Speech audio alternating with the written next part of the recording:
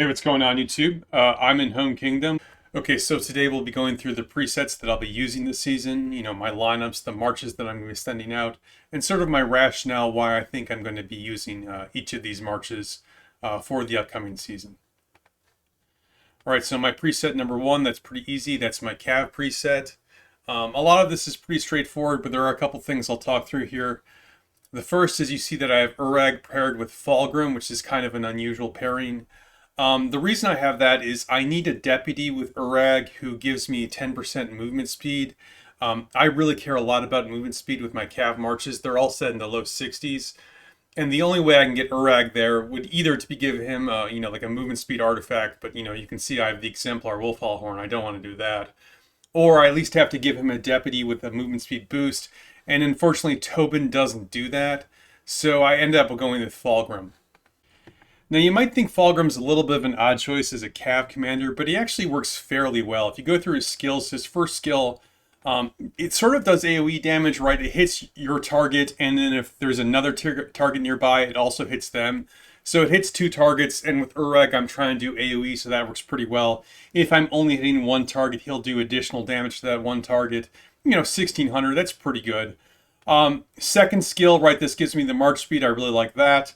Third skill is only for marksmen, so this is irrelevant. The fourth skill, every time I inflict a debuff, I do a little bit more damage from normal attacks. I don't really care about that. And more damage for his skill damage. This is okay, it's nothing great. And then his awakened skill basically gives me a bonus to rage skill damage. That is pretty good. I mean, Fulgrim's not amazing for the Cav marches, but, I do have him awakened. He does give me that movement speed. I'm not at all worried with, running a stamina Fulgrim, because while he is in my archer pairings, I don't use archers that much. So he does work pretty well as a deputy for Urag in my marches.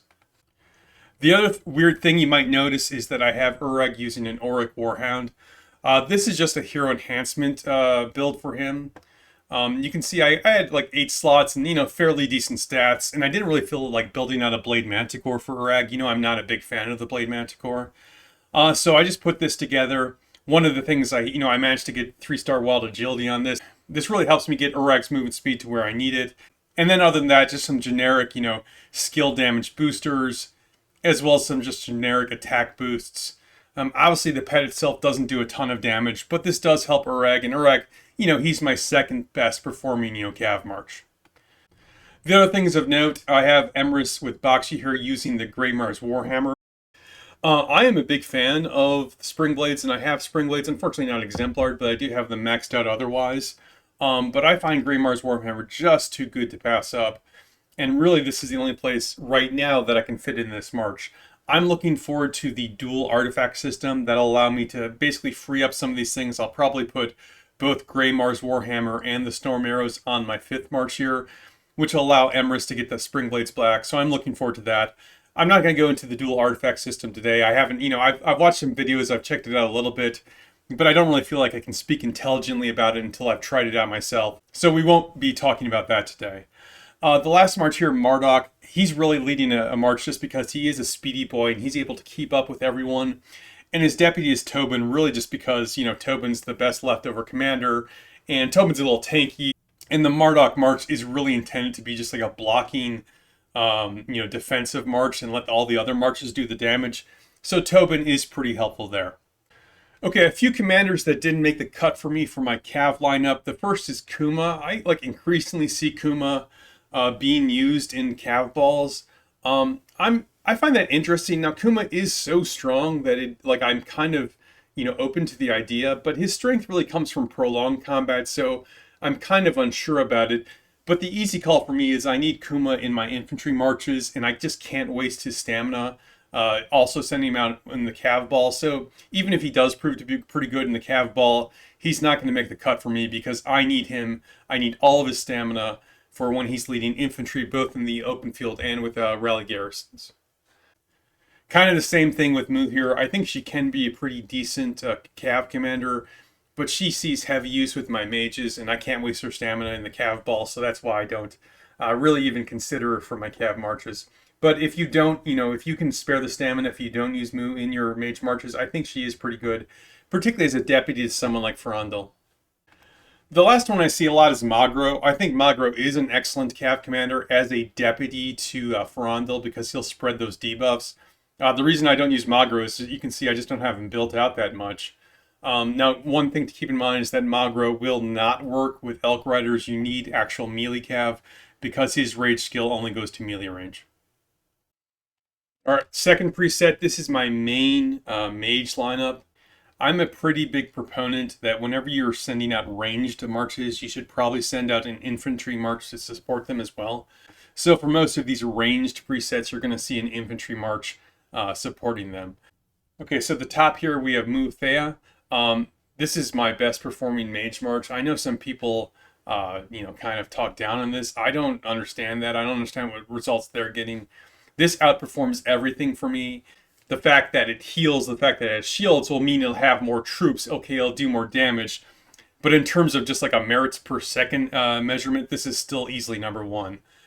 Lily of Valen's hanging on, here. It is still very solid, although it's starting to fall behind some other marches. I've heard some people advocating for Lilia and Thea. I actually think that is pretty good. But the problem is I need Thea with my Moo March, and the synergy between these two is just so awesome that even though I think it would be good for Lilia, I just can't spare it there. Valen's kind of hanging on at the moment. Valen is sort of on notice that he might be getting cut sometime soon. But for now, for this season, I think he is still hanging on. So March number 3, Young Ming and Goat Girl Thalia. Surprisingly good. So I was having some trouble understanding why this march was doing so well. And the reason when you look at it really comes down to Thalia's second skill here, right? So her second skill gives her 25% keen and shelter whenever she does hero skill damage. Now in her traditional G3 pairing, that's like half the time or something. But Young Ming basically gives her 100% uptime of this, which is excellent.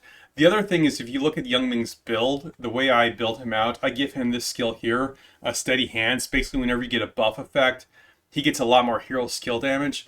And basically Thalia helps him get this up all the time as well. So the two actually work very well together. My Young Ming isn't like fully built out yet. My Dragon's Fate, I'm still working on that as well. And these guys are already pressing up, clearly the second best mage march I have. And threatening Mua and Thea for number one. I am convinced that this guy, Young Ming, when he is fully built out, he's the best mage in the game. So I expect these guys to stick around a very long time. And, I've got the Flame Manticore in a pretty good spot, and I'm going to increase all these other 1 stars to at least 2 stars as well. Okay, number 4 here. This one actually is kind of frustrating me, and this is the one that I'm most likely to make a change on. So right now I have Grom Thundolin. Now, you can make a lot of excuses for this march. First of all, I'm using the Breath of Gargantus with this. Now, this is this gets a debuff on all the marches. It helps out my entire, mage ball, if you will. It also helps out friendly mages nearby, but it doesn't directly help their merits, so maybe that's a reason these guys are underperforming. I need a better pet for them as well. And Grimoire is also not fully built out. Finally, as I'm playing League of Order, right, and these 3 marches here, they all have Celestials.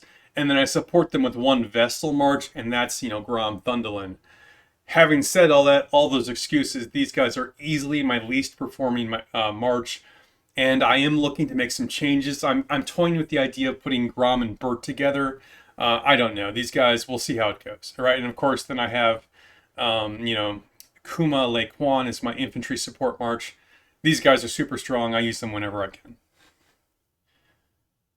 All right, preset number 3. These are my archers. Pretty straightforward here. I'm not a big archer player, but sometimes, your troops get low and you need to send them out. Pretty standard pairings, nothing too surprising here. I have shifted away from Kanara Hask. I now am back to Kanara Nico. When Nico got that buff, and when also they buffed the gold chests, I was able to awaken Nico, so I've decided to go with them. Like I said, nothing too surprising here, and they're also supported by, Kuma Lake Kwan. All right, preset number 4. This is just when I want to spam infantry. I have, obviously Kuma Lake Kwan. I also have Gorsh Skogul, very strong. And then if I use a 3rd march, it's going to be Madeline Garwood with the Blink artifact. That's typically how I would get this out there. I will frequently move the Blink artifact to one of my other infantry marches if I need to. All right, number 5, kind of a specialist. These are my flying marches. I find that Thea and Atheist synergize extremely well, particularly with the shield, particularly with the very strong Sapphire. And then I use Bert Bayhorn as more of a DPS skill damage march, right? They got the Orb and they got the Shadow Fade Drake to increase their single target DPS. I've seen some people use a third Celestial March, something like, Craig, Frondel or something like that. I just don't think it's worth it. When I send out flyers with the League of Order, it's only these 2 marches, nothing else. All right, number 6. This is one. This I like to call the like things are getting tight preset. You can see with this one, I've got 1 infantry march, 2 mages, and then 2 archers. And this is basically like, I'm starting to run out of troops, and I can't field a full mage march. I can't field a full archer march anymore.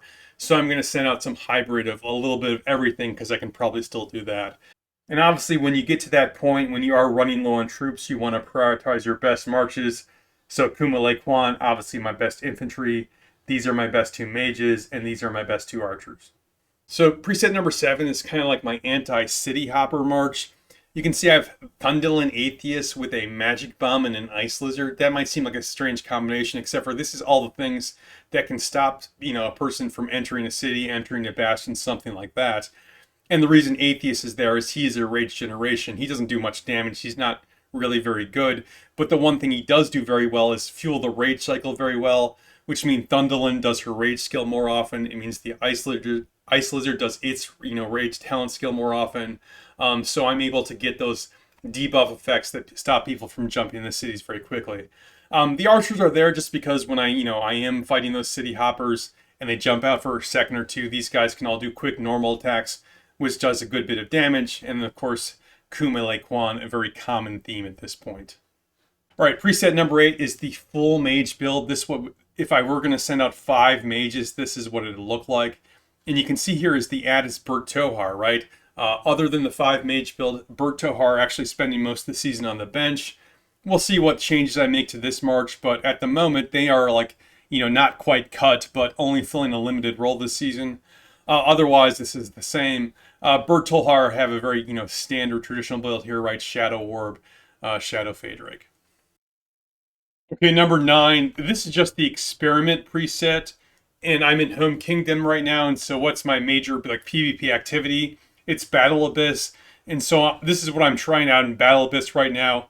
You can see I've dumped the G3 mages, I've unified the G4 mages, and Bert and Tohar back in the lineup. This is just what I'm trying out right now. And then preset number 10, nothing too exciting. This is just my farming Darklings, leveling up heroes kind of preset. The only hero I need to level up is the new Gathering Hero Aerolis. And you can see I have archers here just because they kill Darklings faster. I have a couple peacekeeping heroes just because, they get more manuals, more bonuses fighting Darklings. And then Muthe as a marksman march just to keep these guys healthy, keep them out in the field for a little bit longer. All right, and those are the marches that I'm going to be using in the upcoming season. Like I said, I'm really looking forward to it. Hope we get a good competitive matchup. And hey, that's all I got for you today. And until next time, you stay classy, Belleron.